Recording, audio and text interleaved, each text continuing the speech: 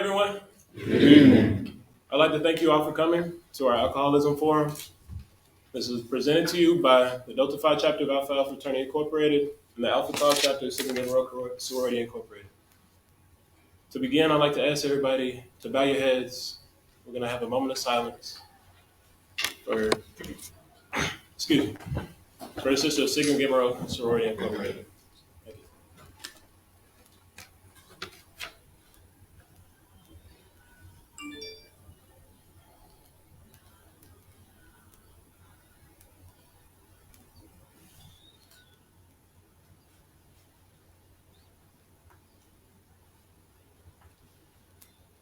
Thank you all for your reflections.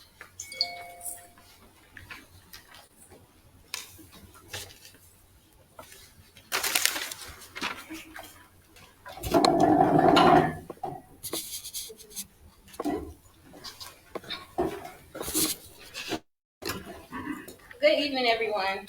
I wanted to come here on behalf of the Alpha Tau chapter of Sigma Gamma Rho Sorority Incorporated to speak on our soror, Allison Conaway. Allison Conaway was a mother, a wife, a sister, a daughter, and also my soror. She was a mother to three: Alex, who was 6 months, Chloe, who was 4, and Chelsea, who was 7. Her children were everything to her. Allison graduated from Jackson State as an education major. Here at the Jackson State University, she also joined the amazingly tempting Alpha Tau chapter of Sigma Gamma Rho Sorority Incorporated as the trade of the spring 2008 class. Later, she obtained her master's at Belhaven in 2011. Allison was also a special education teacher. Disabled children had a dear spot in her heart.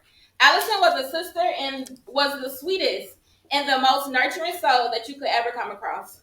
Unfortunately, her and her son's lives were taken by a drunk driver. On November 1st, 2021, Allison Conaway and her 3 children were hit by a drunk driver.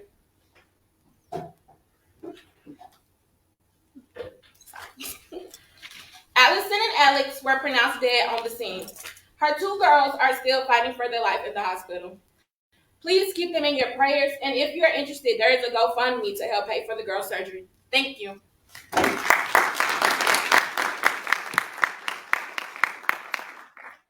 you, Destiny, for those kind words. Good evening again. I'm Haley Coleman. I'm currently the 82nd Miss Jackson State University. I'm a senior journalism and media studies major, and I'll serve as the moderator for tonight. So I want to start by giving an overview of the Cannon-Dozier project. The Cannon-Dozier project is an alcohol education and awareness program born out of the Mississippi district of Alpha Phi Alpha Fraternity Incorporated. The program is named in honor of brothers Adrian Cannon and Julius Dozier.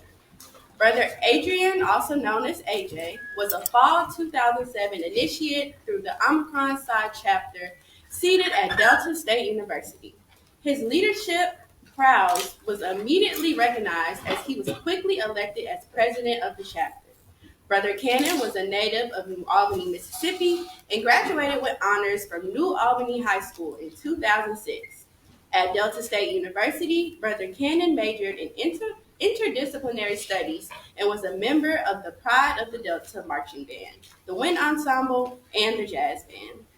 Brother Julius Dozier was a fall 2007 initiate through the New Upsilon chapter seated at the University of Mississippi. He proudly served his chapter as the recording secretary and the step team captain. Brother Dozier was also a native of New Albany, Mississippi, and graduated with honors from New Albany High School in 2006 along with Brother Cannon. At the University of Mississippi, Brother Dozier majored in business marketing and was a member of the Ole Miss Gospel Choir and the Ole Miss Band.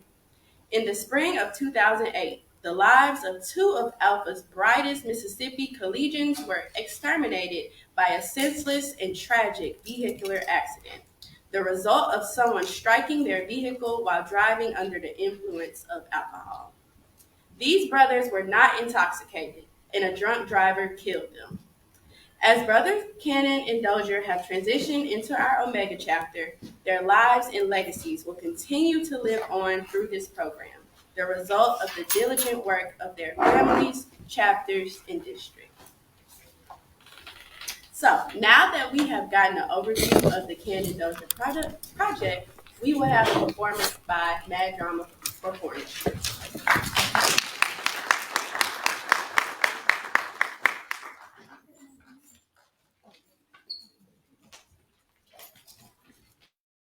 First of all, I'd like to say good evening. I am Mark Henderson, the Artistic Director and founder of Mad Drama Performance Troupe here on the campus of Jackson State University.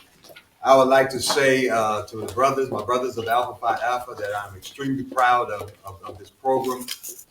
This is very needed. We too in Mad Drama share the pain. One of our members, Stafford Mace, years ago was killed as a result of a drunk driving crash. So we understand the pain. The piece that we're going to do tonight is a piece of a larger piece that was written that I wrote some years ago. It's a larger piece and it's entitled Crash. So I present to you Mad Drama in our performance of Crash. A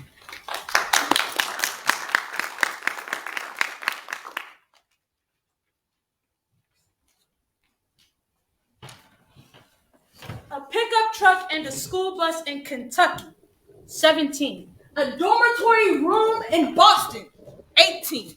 Panama City Beach in Florida, 19. Probate night in Missouri, 20.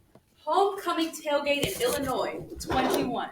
Summer pool party in Mississippi, 22. At the corner of Coley Road and McCullough Boulevard, Tupelo, Mississippi. Adrian Cannon, 20. Julius Dozier, 20. Every 2 minutes. In America. Every 32 minutes. In America. Every 53 minutes. In America. Every day. In America. Every year. In America. Every 2 minutes, a person is injured in a drunk driving. Every 32 minutes, there is an alcoholic. Every 53 minutes, someone is killed in a drunk driving. Every day, another 27 people die as a result of a drunk driving. Every year, a loved one life is taken because of a fatal crash. About 1,825 college students between the ages of 18 and 24 died from alcohol-related unintentional injuries, including motor vehicle. It's Saturday night and ooh, it's so exciting. Got a bottle of Henny for any women arriving. We got the party jumping like soldiers who parachute. If you walked in with some liquor, then you know what to do. If you walked in with some liquor, then you know what to do. If you walked in with some liquor, then you know what to do. Bum, bum, bum. Bum, bum, bum. Dang, man, it take you longer than these women to get ready. By the time we get there, the party gonna be over. Man, shut up. Talking like you crazy or something. Man, if you would have came out when I was texting you saying I'm outside, then you wouldn't have had to hear all that hunky. Dang, man, did you rob the liquor store? Man, listen, I believe in being prepared. And with that much ammunition, ain't no battle we can't walk in. Yo, how you get it? Man, listen, don't worry about all that. I got my connections. And besides, I'm practically 21. Yeah, in about like 6 months, you can take that practically up. Man, listen, I'm sorry. They asked me to get a bottle. Hey, plan on drinking tonight? I don't know, man. Somebody got to drive. Man, listen, have you ever seen me drunk? I mean, The answer's no. Who you know can handle their liquor better than me? I mean, it's a couple The people. answer's nobody. Listen, man, who you know? I'm the only person you know that can stay up all night, get drunk as I want to, and still make it to class on time that next day. That's not necessarily Listen, true. alcohol don't control me. I control it.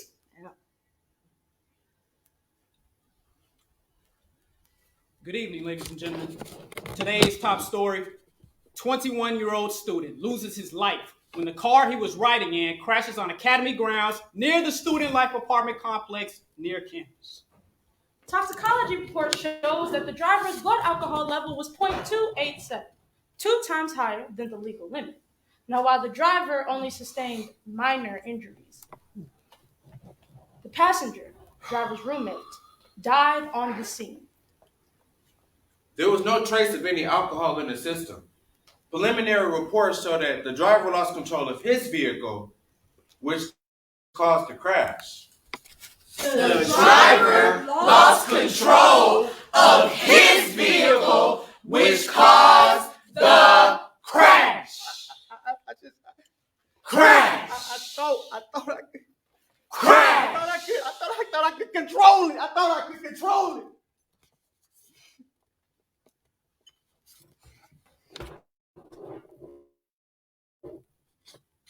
Nah, man. You can't control it. Alcohol doesn't make you a better dancer. Alcohol doesn't make you beautiful. Alcohol doesn't make you sexy. Face it, all alcohol does is make you Drunk. And it does not matter your biological information or your geographical location. One night of pleasure can lead to a lifetime of pain. One night of pleasure can lead to a lifetime of pain. So before you Relax off that rum. become buzzed with that Bacardi, Party with that Patron. Get loose with that goose. Hook up with that Henny. call on that cognac, sip on that Ciroc, Get jiggy with that gin. Tango with that Tangeray. Make love to that Moet. Get crunk off that crown. talk to that taco. Before you get lost in that liquor, hey, lost in that liquor, hey, lost in that liquor. hey. My bad. Before you get lost in that liquor, don't let that liquor result in the loss of a life. In remembrance of you, Adrian Cannon.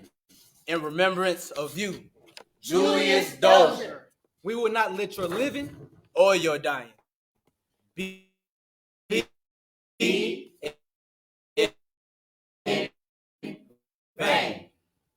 It's been a long, I'll tell you all about it when I see you again. We've come a long way from where we began, and I'll tell you all about it when I see you again. When I see you again.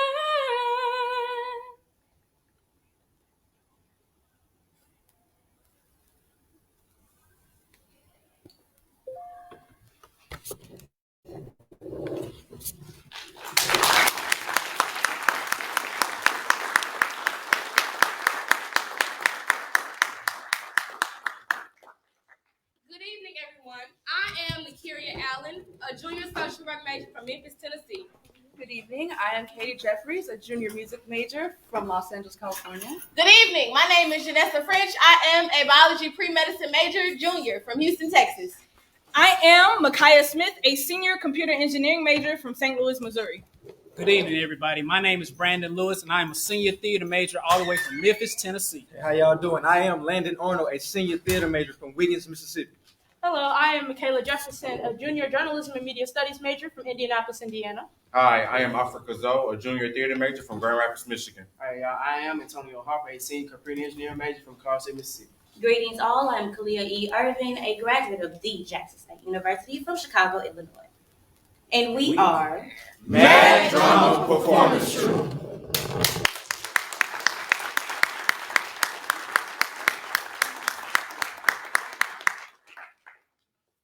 Thank you, Mad Drama, for that beautiful performance. It was so well done and touching.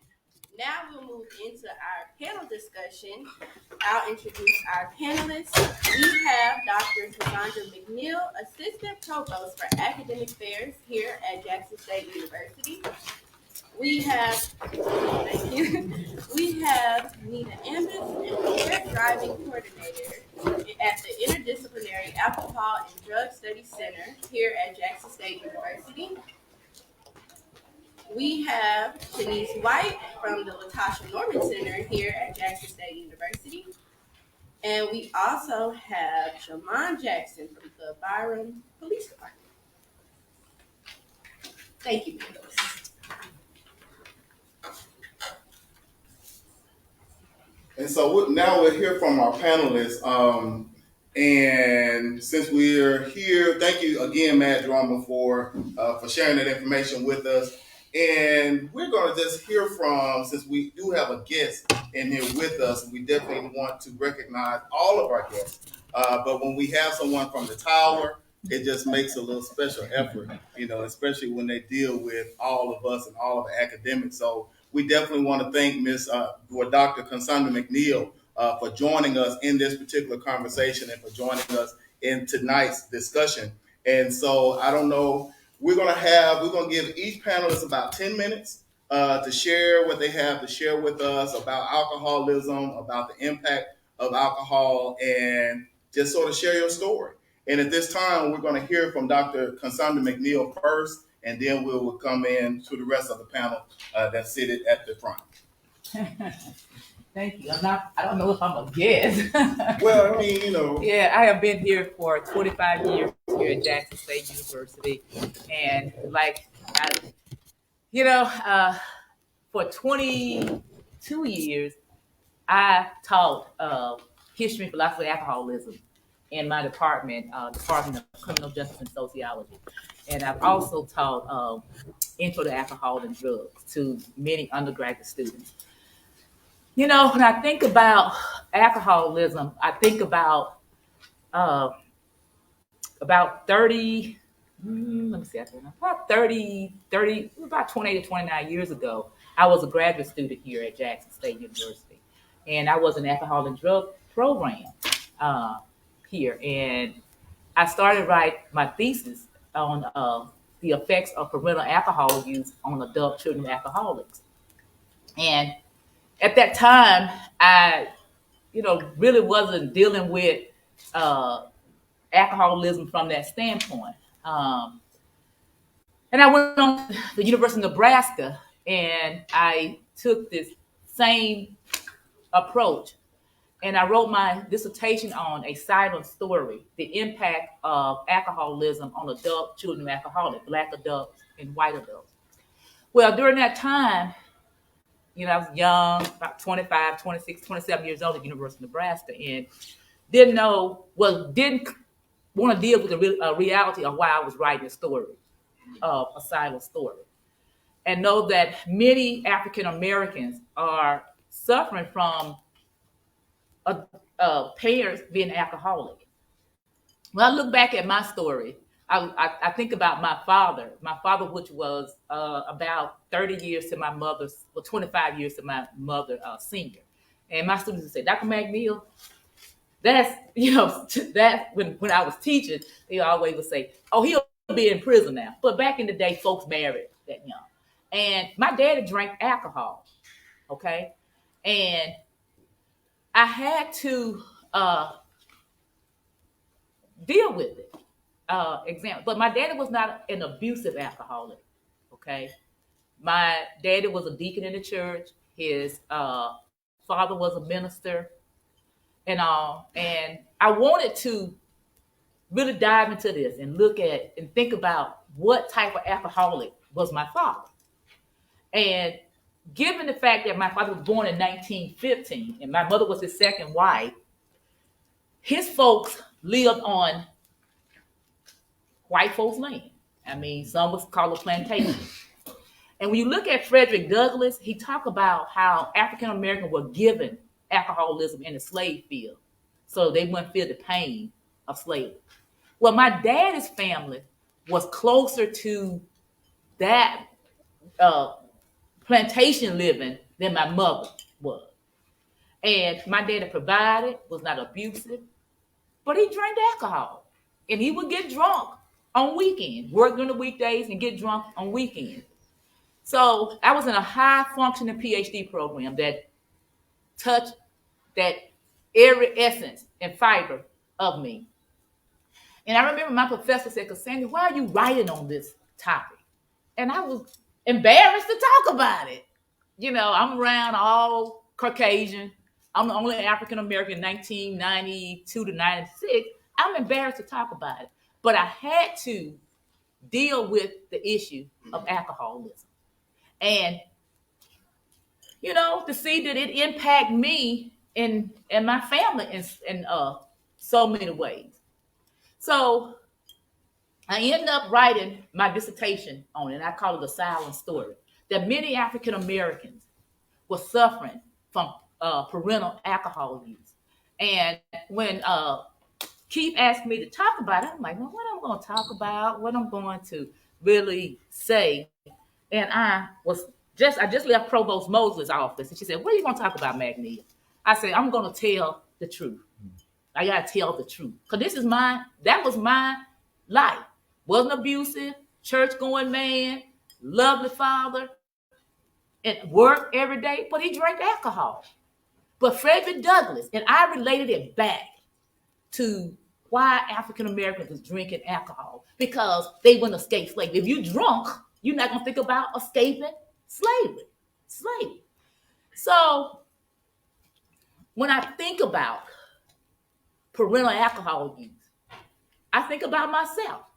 I think about how we have kept it a secret in Black families, because it's embarrassing. It's shameful. We were taught, don't discuss what happened in your house. But these stories are real. And I'm sure that you have many stories to tell, and so forth. And we do know that it is impactful. It's impactful.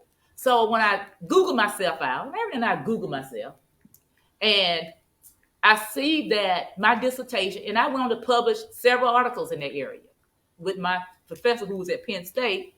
And that became a part of my research. It's still a part of my research. I don't study it, as much now. And still talking about it still brings back some form of pain. Form of pain. So when we talk about alcoholism, I'm gonna take up my 10 minutes time. That alcohol in so many ways has impacted our lives. And it is a silent story in the Black community, in the Black family, and so forth. So I wanted to share that part when we look at the impact of alcoholism, with all respect to the two young men that lost their lives from a drunk driver, with all respect to the family, the Allison Conway family, that alcoholism is real. I mean, it's real. And the impact is definitely real. I don't know but that's my story when I think about alcoholism. And that's why I've taught it all these years. And I still miss teaching it. I still miss talking about it, because only through talking about it and sharing your story that we're able to heal. And thank you for allowing me to share my story again. Thank you. I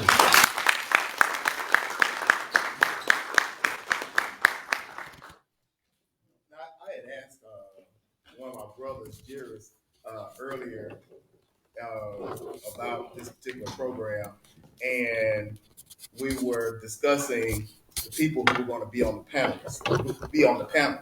And so once the panel started coming together, we recognized that this particular panel is actually an interdisciplinary panel, because each person is representing alcoholism from a different perspective. And so Dr. McNeil just sort of shared her research and her experience, her life experiences with that.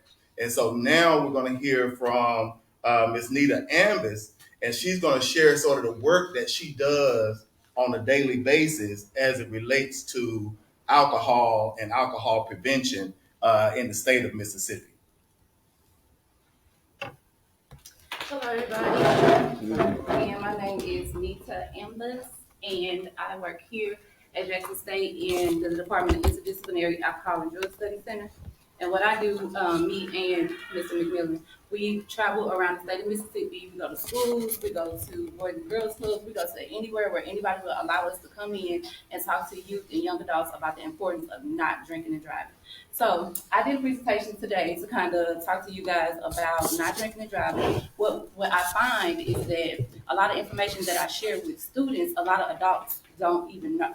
Right, so there are ways to prevent drinking and driving. There are ways to prevent death when driving. And so hopefully you guys could take something from this. Let me see.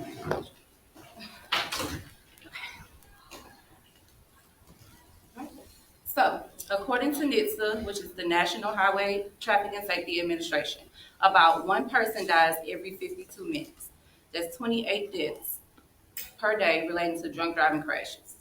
Though this is the lowest percentage of deaths since 1982, there were still 10,142 lives that could have been prevented. Right? And so alcohol is socially accepted. It's a drug. It's made by the fermentation of grains and fruits. Um, let's see. It's a substance that reduces the function of your brain and it impairs your thinking, reasoning, coordination, and your driving ability. Can everybody hear me? Yes.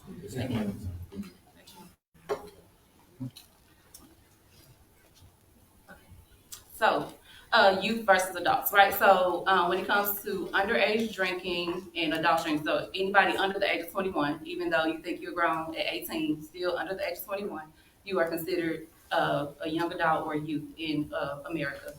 And a person's body cannot cope with alcohol the same way an adult's body can. Drinking is more harmful to teens than adults due to the brain development from adolescence into adulthood. Drinking at a young age can lead to lifelong damage in brain function, and youth that begin drinking before the age of 15 are 4 times more likely to develop alcohol dependence later in life. Right, and so alcohol and driving. Alcohol is involved in approximately 40% of all traffic crashes in which someone is killed each year.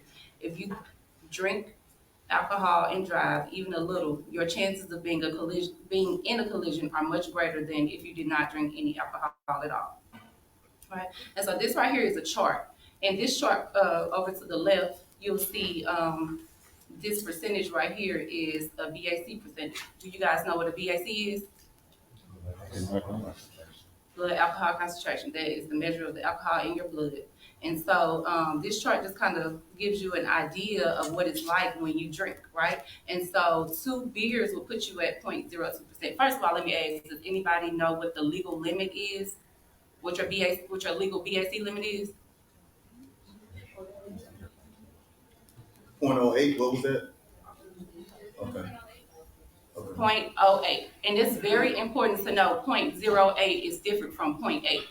Nobody, I don't believe nobody can make it to 0.8% because by the time you hit it 0.45%, you're probably going to be in a coma, right? So it's important to know the difference between 0.8% and 0.08%, right? And then on this chart, it says that about 4 beers can get you at 0.08%. And at that percentage, you have trouble controlling speed, difficulty processing information, and reasoning, right? And a lot of people, just like Mad Drama described, a lot of people think that, hey, I've been doing this for a long time, or I know how to control my liquor. I know that if I end up in some trouble, all I got to do is straighten up and I'll be good. But that's not always the case, right? And so I already asked you guys what a BAC is and what the legal limit for your BAC is. Does anybody know how you can lower your BAC? Drinking water. You guys can yell it out. Exercise. Eating. Anything else? Caffeine. Waiting. Somebody said dairy? Grease. Okay, yeah, I used to think that if you eat hot wings, that used to be my thing. Anybody else? Bread. Water. A lot of people think these things, right? These are common thoughts in people. So it's important, very, very important to know that none of these things are going to lower your BAC. They may make you feel better after you've been drinking, but it's not going to lower your BAC, and we're going to get to that point. Okay, so again, your blood BAC is your blood alcohol concentration. You're legally intoxicated at 0.08%. Do you know what the legal intoxication limit is when you're under the age of 21? None, exactly. There's a law in Mississippi that's called zero tolerance. So that means that under the age of 21, it doesn't matter if it's 1 hour before your birthday. Under the age of 21, you cannot have any alcohol in your system, not as much as 0.01%. Okay? All right, so we already asked how you can lower your BAC, right? And again, all of those things may make you feel better, but time is the only medically proven way to lower your BAC, right? And for time, we mean 1 hour, right? And then we're going to show you how you can measure that hour. Okay, so drinking is not the only thing that determines your BAC, right? It gets complicated because you have to think about yourself as a person, if you're a male or a female, how tall you are, how much you weigh, what you've eaten, the type of medications you take, how you eat what you eat, how you drink what you drink, how many times you drink it. All of those things go into your BAC level, right? And so when it comes to drinking, you have to know that you have to know what your drinking size is, right? So when it comes to a beer, a standard drink for a beer is 12 ounces. A standard drink for wine is 5 ounces, and a standard drink for hard liquor is 1.5 ounces. And 1.5 ounces is about a shot glass, right? So think about all the times that you guys have had a drink, right? If you drink, do you ever measure your alcohol before you start drinking? They may measure it at the bar, but you still don't know how much they're putting into your drink. So in order to lower your BAC, it's important to know how much you've had in your system, right? So this standard drink model helps you understand it. Always remember that when you're drinking a beer, 12 ounces is considered one drink. When you're drinking wine, 5 ounces is considered one drink. And when you're drinking hard liquor, 1.5 ounces is considered one drink, right? And so there's also this chart, right? And this chart is here to show you the difference between a male and a female, right? Because back before I said your height, your weight, and your sex, that's all a factor of your BAC, right? So a female that weighs 120 pounds, a female that weighs 120 pounds and have 2 drinks, she'll already be at 0.08% according to this chart, versus a male that's at 120 pounds. If he has 2 drinks, he'll be at 0.06%. So I know females who feel like they want to do like the guys do and drink up under the table, or drink you under the table, or have contests on who can drink what, the most or the fastest or whatever. But a lot of people do not know the factors that determine their BAC level. And so with all of this in mind, it's important to know what you drink, what you eat, how you eat it, how you drink it, any type of medications. All of those things go into determining your BAC. And then once you know how much you've had, then you'll know how much time you need to wait before you start driving, right? So how much time do you need per drink before you start driving? 1 hour. So if you've had 24 ounces of beer, how long should you wait before you start driving? 2 hours. That's very important to know. That could help save your life and somebody else if you have to drive, right? But we all know that you don't always have to drive, right? And so these statistics are just that drivers who are between the ages of 16 and 20 years old are 10 times more likely to be involved in a fatal crash than drivers over the age of 21. And this is important to know because drivers under the age of 21 are a lot less experienced than most drivers over the age of 21. And so regardless if they have alcohol or drugs in their system, they still are 10 times more likely to be involved in a crash. So if you add alcohol to that equation, that's going to make it even worse. And drivers under the age of 21 represent about 10% of licensed drivers in the U.S., but they are responsible for 17% of fatal alcohol-involved crashes. And so, like I said, we work with the Office of Highway Safety. Our grant comes from the Office of Highway Safety. And so every year we get a list of hot counties or counties with the highest percentage of deaths due to those under the age of 21. This year we had, how many did we have?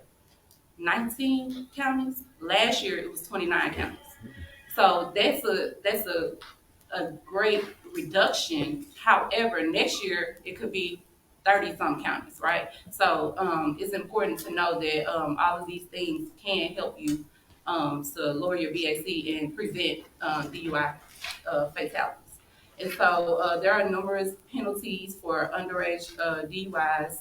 You can get a fine, probation, you can go to drug court, loss of driver's license, mandatory alcohol education, jail time, job loss. Your reputation can be ruined, increase in insurance. It's a whole host of things that comes with the consequences of getting a DUI, right? For those under the age of 21, some schools expel you. I'm not exactly sure what Jackson State's policy is. But some high schools that will expel students, they do. There are a lot of high schools actually in the state of Mississippi that do random drug tests, right? And they automatically expel students if they are caught with alcohol or drugs in their system. It's sometimes difficult for them to get into college. So they may not be able to get that employer that they want. If you work for something so hard all your life and then one little mistake changed it, and so now you can't even get that job that you worked so hard for. So those are some things that you should consider, right? And so besides driving when you've been drinking, other options are to ride with a friend that's sober, of course. Ask someone else to drive you, call a parent or sibling, call an Uber, ride share, take a bus, train, jump, skip, hop, slide if you got to,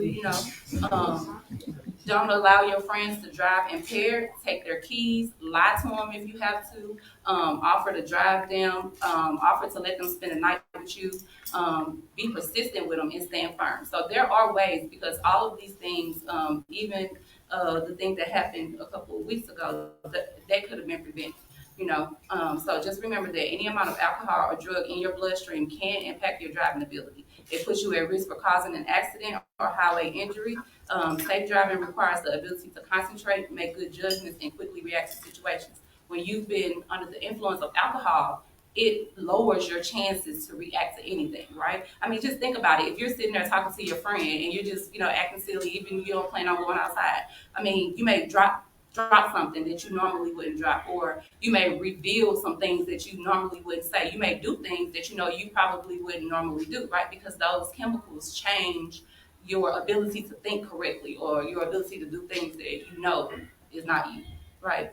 So don't blame it on the alcohol. This is not worth the risk, right? And so that's my presentation.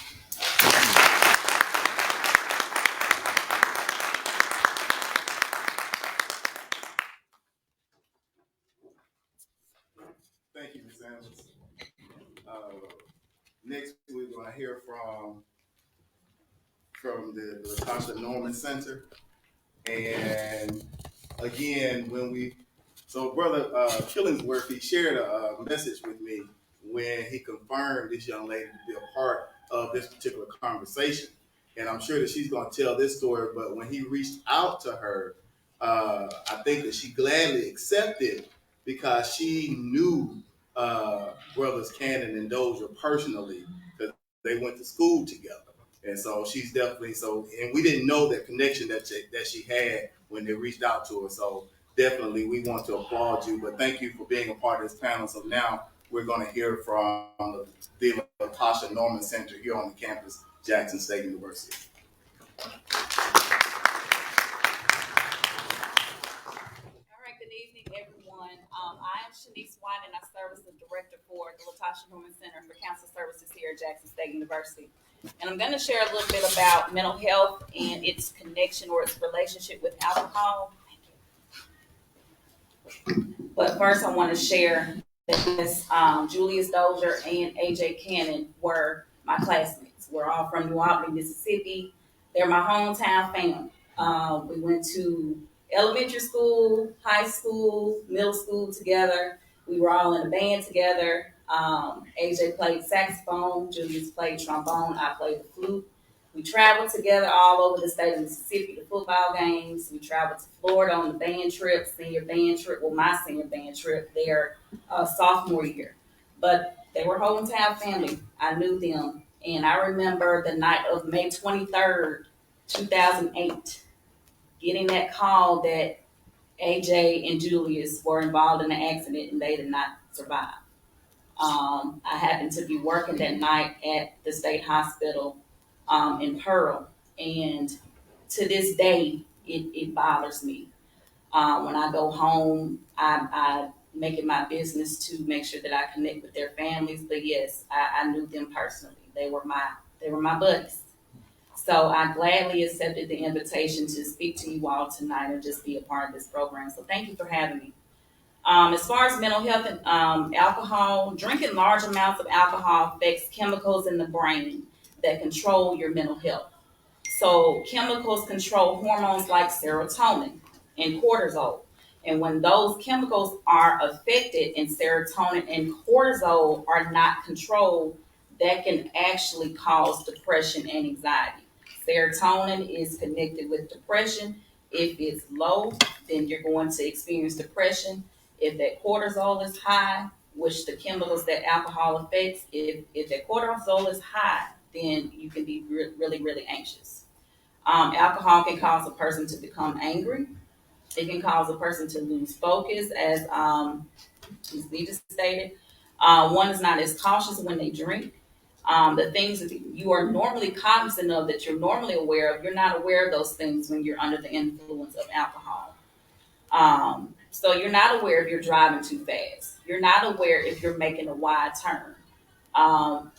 The accident that Julius and AJ were involved in, from my understanding, the lady made a wide turn and turned right into them. So she wasn't aware that her turn was too wide because she was under the influence. You're just not aware of a lot of things when you're under the influence of alcohol. One dealing with anxiety. If you're one that deals with anxiety, when you drink, you may feel relaxed for a minute. But when the alcohol wears off, some people may experience panic attacks.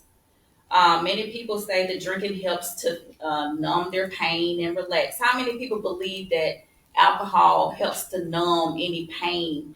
Not necessarily physical pain, but if you've, experienced some type of trauma or going through something, how many people think that alcohol numbs that pain, that emotional pain that you may experience? Let's just have an honest conversation. It doesn't. It makes it worse. It makes it worse. Exactly. It does not make it better. It actually makes it worse. The more a person relies on alcohol to suppress their feelings, to reduce that fear they may experience when they get anxious, the more they will drink and become dependent on alcohol. And that dependence on alcohol can actually create an official diagnosable mental disorder called alcohol dependence. Drinking large amounts of alcohol may cause stress. It actually increases stress, and it can increase that stress. Going back to that one hormone, cortisol, when that is high, your stress level is high. And it makes stress harder to deal with because, again, that chemical cortisol, it does a lot to that. Alcohol does a lot. It impacts that greatly. The higher the cortisol level, the higher the stress level is going to be. Alcohol can also cause sleep disturbance. How many people think alcohol helps you go to sleep?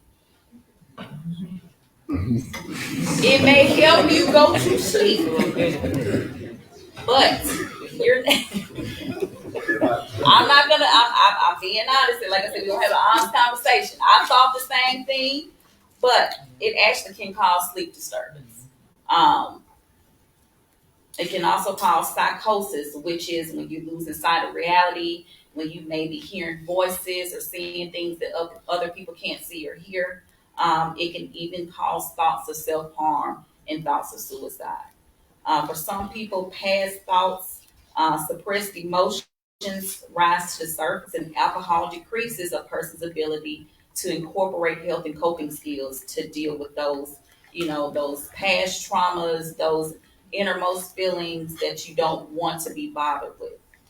If an individual has underlying mental health issues, continued alcohol use can bring those to the surface. They can actually manifest.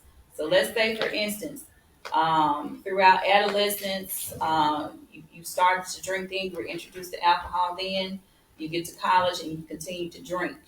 That is when we see a lot of mental health issues come to the surface and manifest, triggered by alcohol use. Alcoholism can be hereditary. For example, this is a real example. My father, his father, my grandfather, my paternal grandfather, my paternal uncles were all alcoholics. They still are alcoholics. Alcohol caused my father to not be in my life growing up. Alcohol is still standing in the way of my father not developing a relationship with me to this day. Does it bother me? Yes, it does. So it's hereditary, and it can really damage relationships. That's pretty much all I have. Thank you.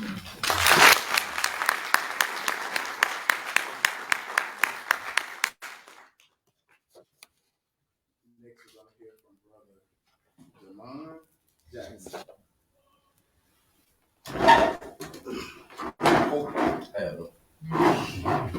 I like to stand up when I talk. Stand up for a second. How y'all doing? Jamon Jackson. I'm also a Spring 19 initiate of the Delta Phi chapter of Alpha Alpha Fraternity Incorporated. And I'm here to talk about basically when y'all ain't gonna listen and y'all see me with the blue light behind y'all. So if we just gonna be honest and have a honest discussion, it's gonna touch some of y'all, the information that they gave y'all, but some of y'all not gonna listen, and it's gonna take some money and some jail time for y'all to, turn around. So that's what I'm here to talk about. So I got some of my notes on my phone, so don't mind me. So my first fact I'm gonna give is Mississippi is the nation's fourth highest state with alcohol-related crashes. So out of 50 states, Mississippi number 4. So we're gonna talk about some laws or some statutes. So we got 631130. It's basically the basic DUI statute, and the elements of that statute is you have to be operating or in physical control of the vehicle and under the influence of alcohol. So if I pull up on you, and you don't even necessarily have to be driving your car. If you sitting in your car in the driver's seat and you've been drinking alcohol, you can't be arrested for a DUI. You sitting in that parking lot and that car is on because you have physical control and you're able to operate that vehicle. So I believe Miss Nita touched on the BAC levels, 0.08 and zero tolerance. You also can be arrested if you get pulled over, your BAC is 0.0, 0.06, 0.04. You still can be arrested just because it's not at 0.08 at that legal limit. It's still room for arrest because you could be have the signs as far as like the impairment with the walking, the eyes, also nystagmus. For y'all don't know what nystagmus is the involuntary movement of the eyes. It's certain things that we be looking for. Also with let you know what implied consent is. When you go get your license, a lot of people think when you get your driver's license, driving on the road is a right. Driving on the road is a privilege. So it can't be revoked at any time. So if I pull you over and I say, okay, are you I take you to the station, we figured out that you're under the influence of alcohol. And it don't just necessarily have to be alcohol, it can be drugs, but you're under the influence of alcohol. I tell you to blow, it's called an intoxilizer. So I tell you to blow into the intoxilizer, and you tell me no. That's fine, your license is gonna be suspended up to 90 days for the first time. Gonna be suspended up to 180 for the second time.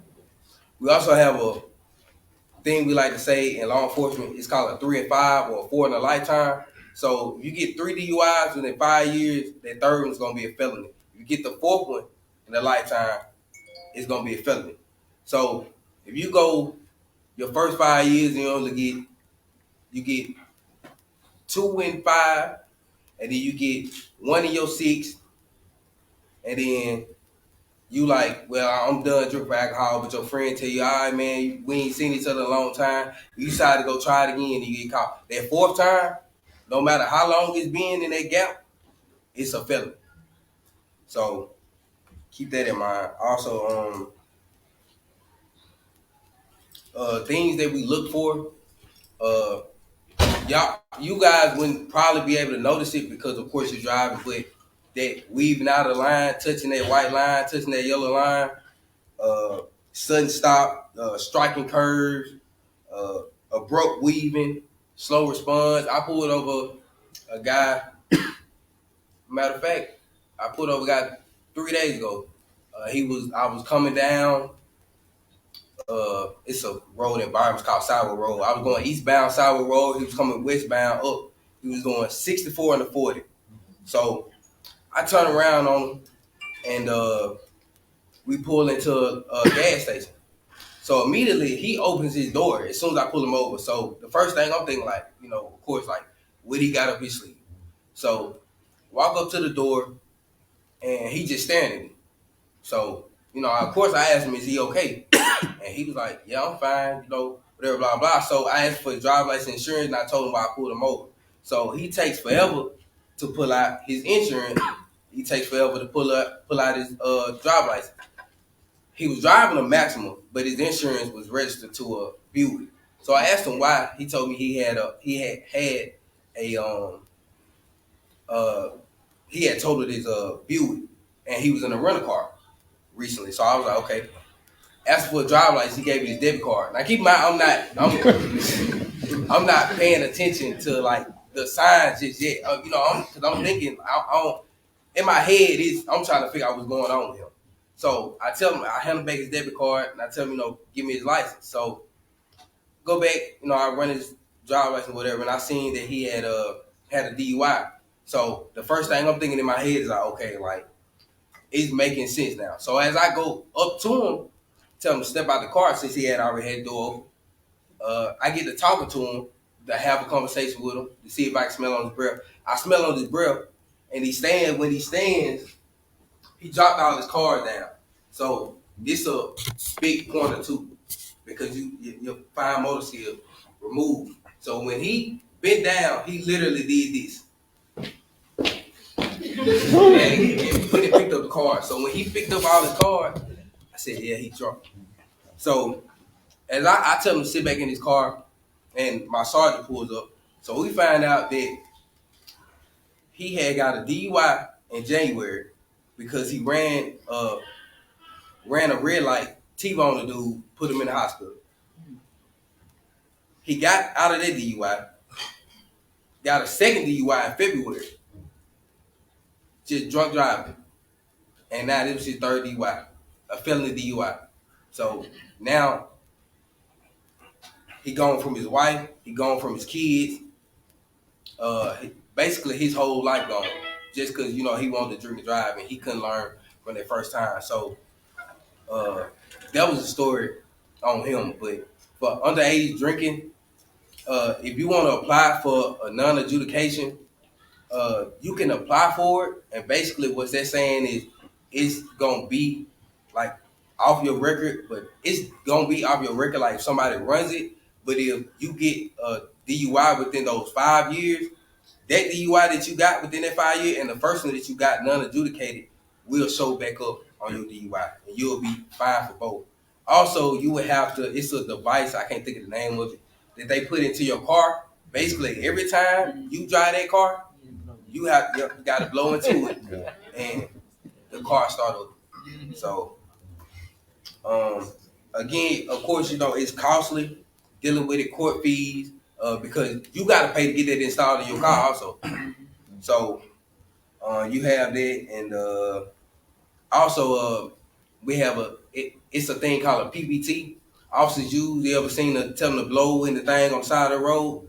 That's a PBT. So it's called preliminary breath test. You can buy one. So if you just feel like it, well, let me pause and say, you shouldn't drink and drive at all. But for the ones that just think that they just really just got everything, use a PBT and figure out with your blood. It'll give you a roundabout estimate of what it will be. It's not the hear all say all, but it will be good as far as giving you an estimate. And that's pretty much all I got.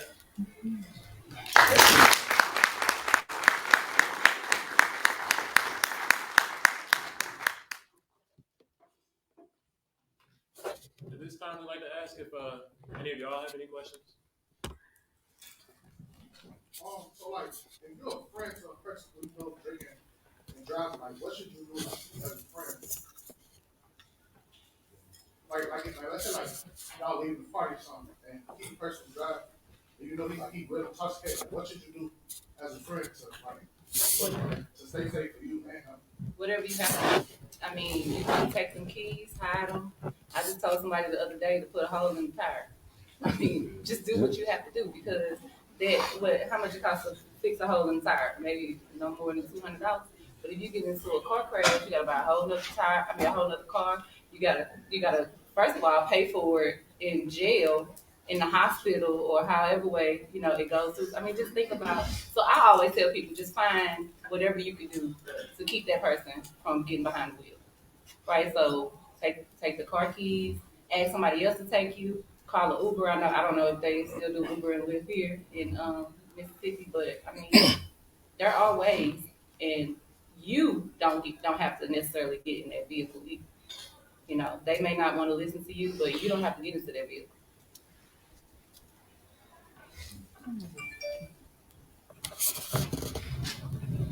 Jason Johnson, bioengineering major, sophomore. What's the best way to go to, you see a family member, what's the best way to address them if you have a problem? I would say I would address it directly. I would say, I noticed that putting that bottle to your mouth a little too much. It's and let them know the effects of that behavior. Let them know that it's ruining relationships, that it's causing them to snap out, it's causing them to drive under the influence and putting them at risk of getting pulled over or having an accident. So be direct. I would say be direct with them. Tell them that, hey, I notice what you're doing. These are the effects of what you're doing. And find out about different resources that are around. You can give them that information. They don't have to, you can't, what's the saying? You can't take a, what's the saying? Yeah, that, there you go. You can give them the resources, and after you've done that, the ball is in their court at that point. What is the policy here on the campus if a student is caught drunk? What is that policy? You'll definitely be sanctioned by the dean of students office. You'll have to have a hearing with that particular office, and you will receive a sanction. There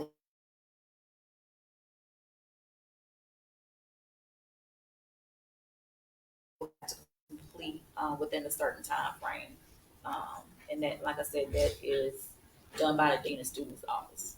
I don't think that we did.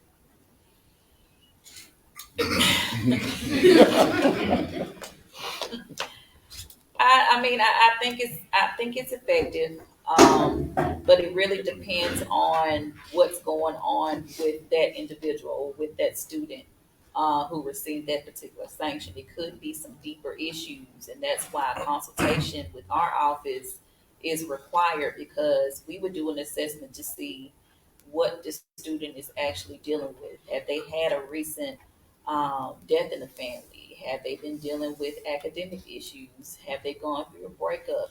You never know what someone is dealing with. And so, in my opinion, it just depends on how severe underlying issues are with that particular student who may be sanctioned. Go ahead. I have a comment. I was in Ohio, I believe, and they have car tags that if a person has gotten DUIs, felony, and so forth, so you knew who had it by their car tags.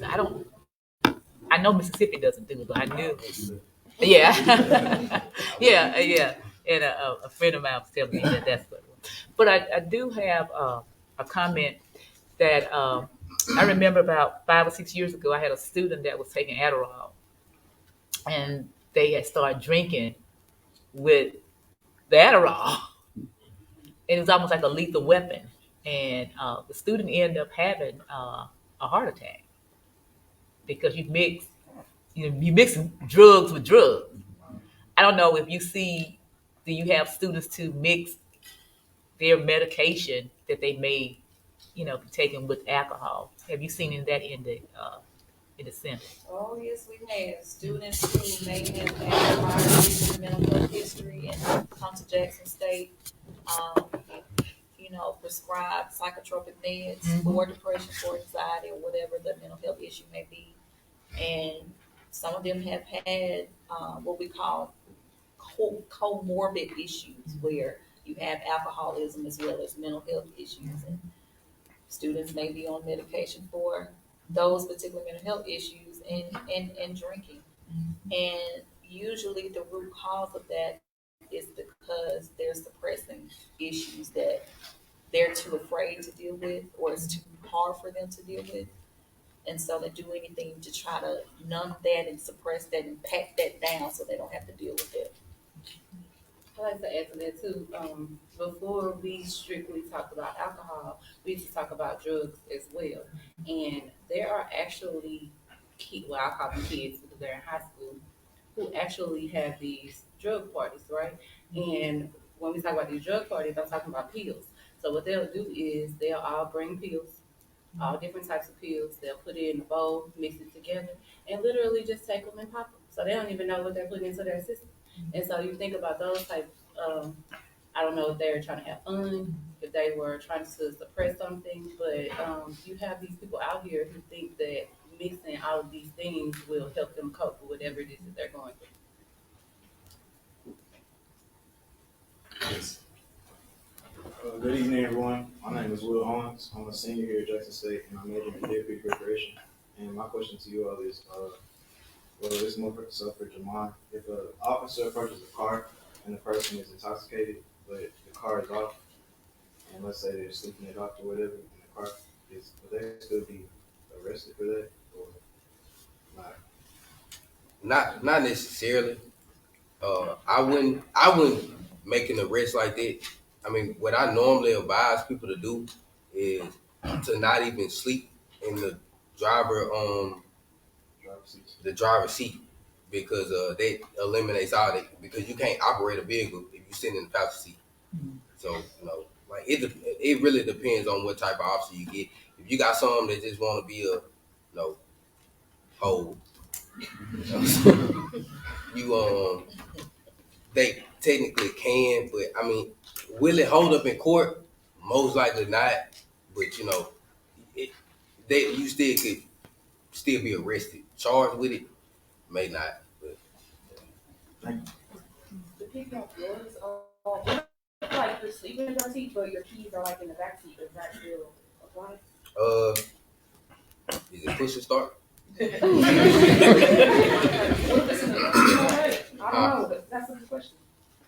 I mean, like I said, it kind of go hand in hand with what he said. Like, I mean, if you got that officer that just want to just do that. I mean, because I'm gonna be honest with you. Like, I'm honest with my line brothers. Like, we have officers. It's a thing called DUI 100. So basically, we have officers that literally look for people who just drunk, or not even just necessarily drunk, just under the influence. Because DUI is just driving under influence, whether it's drugs, alcohol, whatever it is. So it don't matter what it is, because all they look at is the arrest. They don't look at whether the person is convicted. So he don't care. As long as he got that arrest and going for that 100 a year, that's what he gonna get. And it's sad to say, I mean, you have officers like that. So again, it's depending on who you got coming to you. So, and wouldn't you say there's some racial biases there? Because of course, I've seen I've seen Caucasian guys in the passenger seat, that weren't arrested, and there were cases in Atlanta that folks got arrested, and some of them guy lost his life a couple years ago. He was sleeping it off, and he lost his life. So there is some race. You have to control the race there too. And so, again, to piggyback off what she was saying, it's very much so. People see. I don't mean to jump off because it's a whole nother topic. Yeah, it's a whole nother topic, but we have to address that. There is, because you tell people what to do, but if folks go and do it, and we follow the law as it said, and we are arrested. Right. So when it comes to people saying the police versus us, that's true to an extent, but within policing itself, it's still segregated. If I'm gonna just be honest, right. Because I go to work, even though I have a pretty, I pretty much talk to everybody, but you can tell when you come to bar, the other color is gonna be on day shift, and this color gonna be on night shift. So, and that's just me being honest. So it's that racial biased. And when it comes, I done seen officers personally myself then gave a DUI to a black male and let that white male drive home because he was 3 seconds from his house. Yeah. But the thing that people don't realize is if I let you drive you 4 blocks or 2 blocks from your house and you hit somebody coming out of that subdivision or coming out that street, and are you gonna care about that person? If you find out that I let him go and he was 2 blocks from his house and he killed your mama or killed your sister, are you gonna care he was 2 blocks from his house? No, you gonna want to sue the department. So they don't look at it like that. They look at it like we're gonna lock them up, we're gonna keep the other one free. And to piggyback off of what Dr. McNeil and Officer Jackson are saying, I mean, the lady that's responsible for Allison and her, that accident, history of DUIs.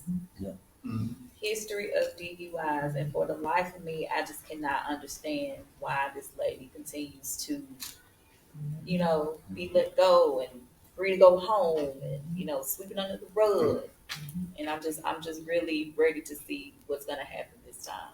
I just had to put my own personal opinion out there. I got another conversation. Yeah. I got one more thing about that personal DUI. I actually, when that accident happened, I was actually taking somebody to Raymond. It happened at Spring Ridge in 18, and I was coming through Byram, and I seen all the police cars out there, and I just went the other way, but I knew it was a wreck, but I didn't know how bad it was until I had seen it later on that evening. I think the next day about who it was, and I actually saw the white female that actually hit the family. And that's another thing that officers will do too. Also, because people won't go back and look at how many DUIs a person unnecessarily have, and that's just them being lazy or them trying to sweep stuff under the rug. She done had multiple DUIs within 5 years, and we just got done saying 3 and 5, 4 in a lifetime. So she done already had her 4 to begin with. So she should have been felony in jail, locked up, throw away the key.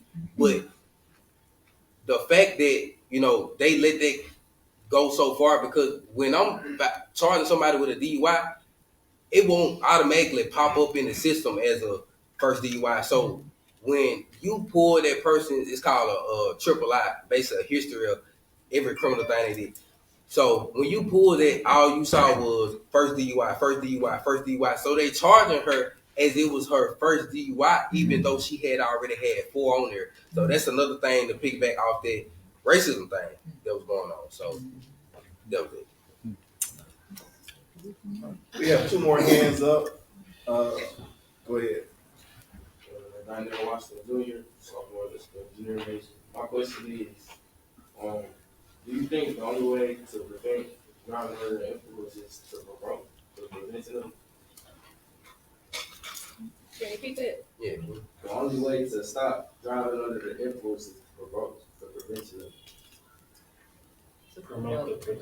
Is that the only way to stop it? Is to share prevention activities? Is there any other way to stop drinking and driving?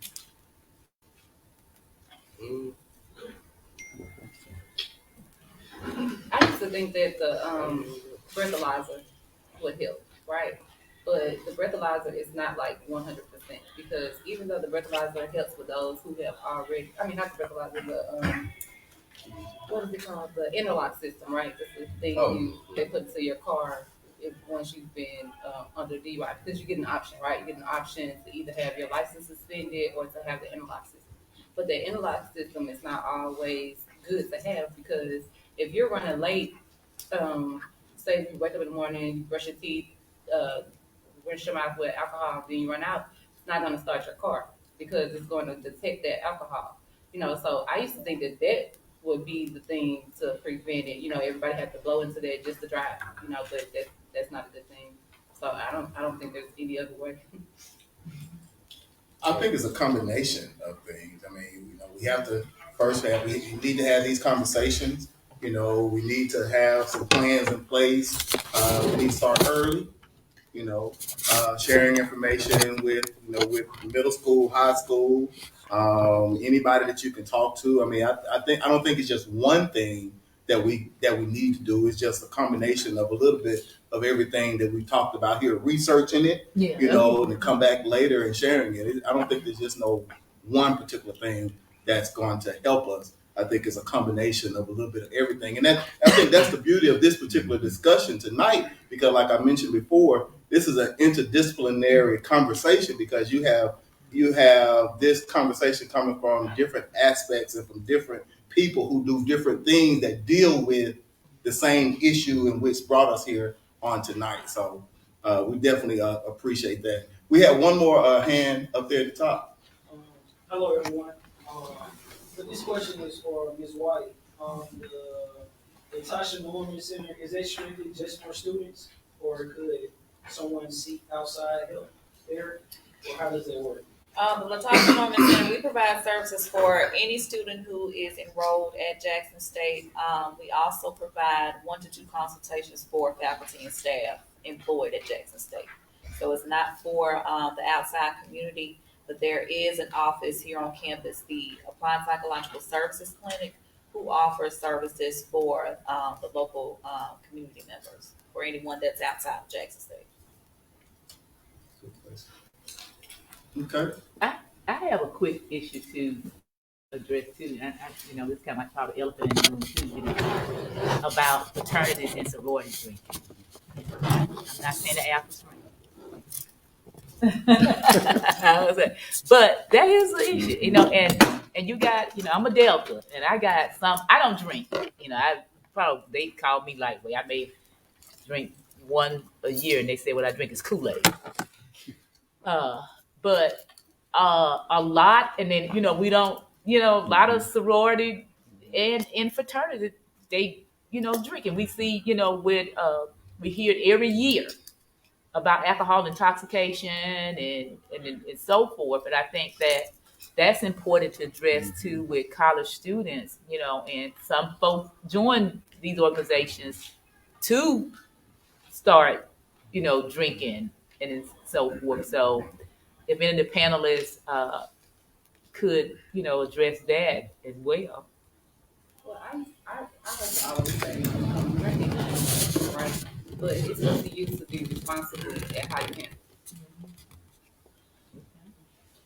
I think that every fraternity and sorority on the college campus should have programs like this. I think it should be, I guess it would have to go through like the national chapter to get it approved, but I think that all fraternities and sororities should have programs to address alcoholism and the do's and don'ts, how to prevent, alcoholism, and just have the same similar conversation like we're having tonight. But I think it should be something that should be mandatory.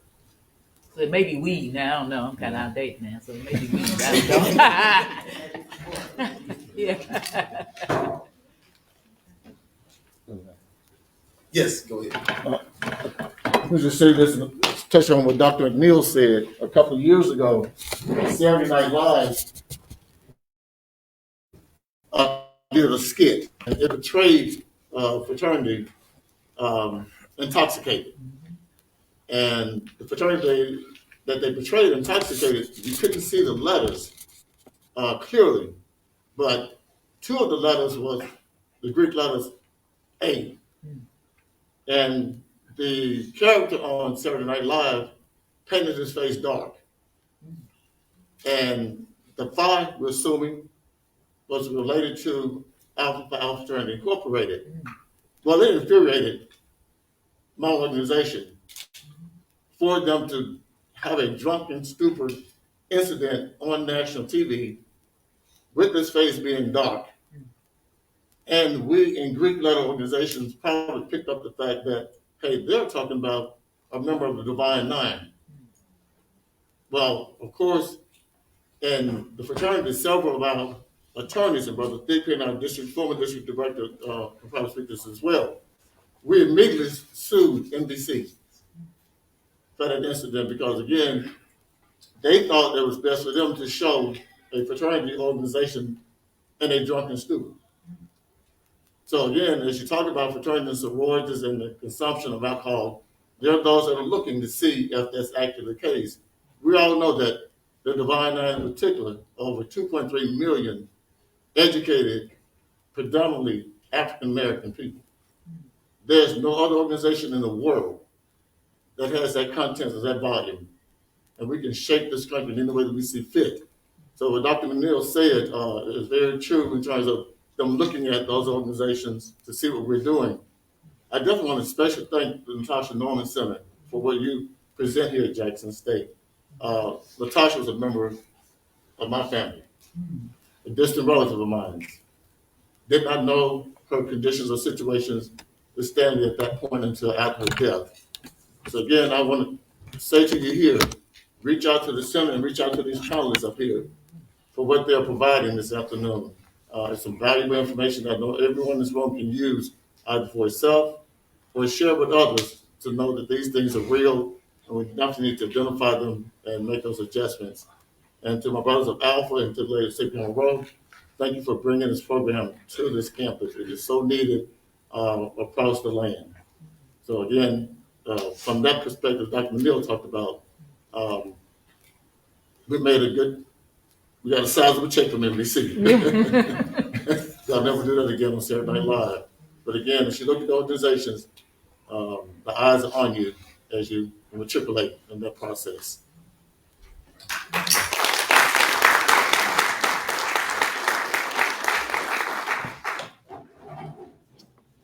I want to thank you all for coming. I'm going to give some acknowledgements out. I want to thank Dr. Neal for her presented acquaintance.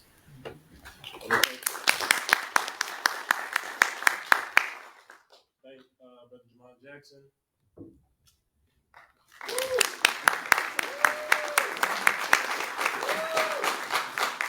Ms. White with the Latasha Norman Center.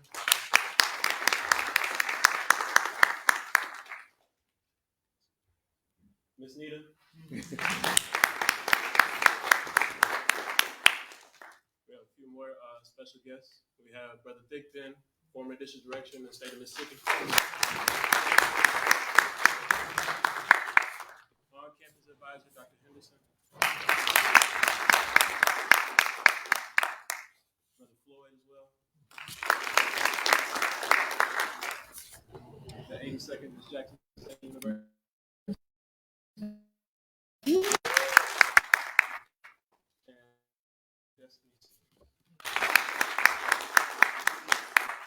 Thank you all for coming. I believe that we'll ask the panelists to stay after. Oh.